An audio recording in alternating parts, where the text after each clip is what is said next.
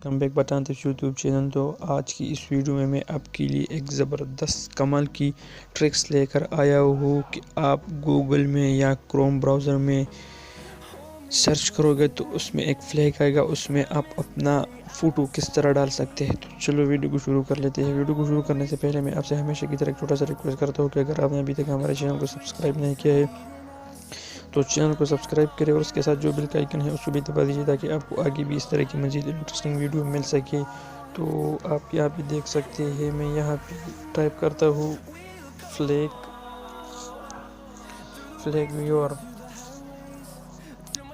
तो यहाँ पे आपको पहला वाला ऑप्शन दिख सकता है, आपने इस पर क्लिक करना है।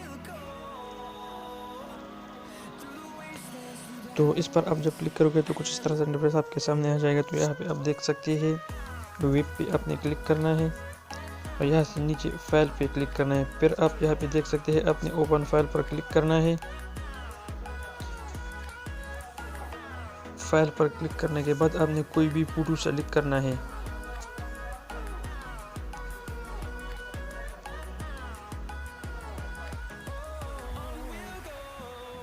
तो यहाँ पे मैं ये फोटो सेलेक्ट करता हूँ। तो आप यहाँ पे देख सकते हैं वो फोटो उसमें लगा हुआ है। तो इस तरह से आप अपने दोस्तों के साथ इस तरह कर सकते हैं और उनको हैरान कर सकते हैं।